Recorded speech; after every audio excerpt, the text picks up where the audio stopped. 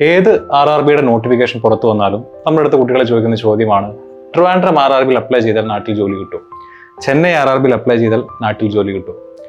നിങ്ങൾ മനസ്സിലാക്കേണ്ട ഒരു കാര്യം എന്ന് വെച്ച് കഴിഞ്ഞാൽ, കേരളം ഉൾപ്പെടുന്ന ഭൂപ്രദേശം ഇന്ത്യൻ റെയിൽവേയുടെ സതേൺ റെയിൽവേ എന്ന് പറയുന്ന ഒരു സോണിനകത്താണ് ഉൾപ്പെട്ടിട്ടുള്ളത്.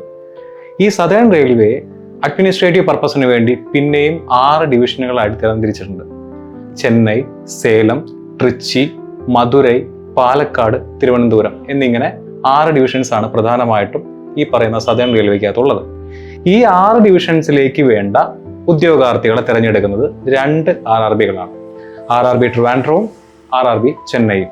ഇതിൽ RRB ട്രിവാൻഡ്രം, മധുരൈ, ട്രിവാൻഡ്രം, പാലക്കാട് തുടങ്ങിയ ഡിവിഷൻസിലേക്കും RRB ചെന്നൈ, സേലം, ട്രിച്ചി ഡിവിഷൻസിലേക്കുമാണ് റിക്രൂട്ട്മെന്റ് നടത്തുന്നത്.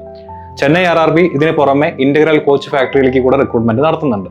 ഇതിൽ നിന്ന് തന്നെ RRB ട്രിവാൻഡ്രത്തിൽ നിങ്ങൾ അപ്ലൈ ചെയ്താലോ RRB ചെന്നൈയിൽ നിങ്ങൾ അപ്ലൈ ചെയ്താലോ നിങ്ങൾക്ക് കേരളത്തിൽ ജോലി കിട്ടണമെന്ന് നിർബന്ധം പിടിക്കാനായിട്ട് സാധിക്കില്ല. കാരണം RRB ട്രിവാൻഡ്രത്തിന്റെ ഹോം പേജിൽ തന്നെ വ്യക്തമായിട്ട് അവർ കൊടുത്തിട്ടുണ്ട്, നിങ്ങൾ അപ്ലൈ ചെയ്യുന്നത് RRB ട്രിവാൻഡ്രത്തിലാണെങ്കിൽ കൂടി സതേൺ റെയിൽവേയിൽ ഏത് ഡിവിഷനിൽ വേണമെങ്കിലും നിങ്ങൾ ജോലി ചെയ്യാൻ സന്നദ്ധരായിരിക്കണം എന്നുള്ളത്. അപ്പോൾ നാട്ടിൽ ജോലി കിട്ടുന്നതിന് വേണ്ടി ട്രിവാൻഡ്രം RRBയിൽ അപ്ലൈ ചെയ്യണോ, ചെന്നൈ RRBയിൽ അപ്ലൈ ചെയ്യുന്നോ എന്നുള്ള ചോദ്യത്തിനുള്ള ഉത്തരമാണ് ഞാൻ ഈ വീഡിയോയിലൂടെ പറഞ്ഞു തരാനായിട്ട് ശ്രമിക്കുന്നത്.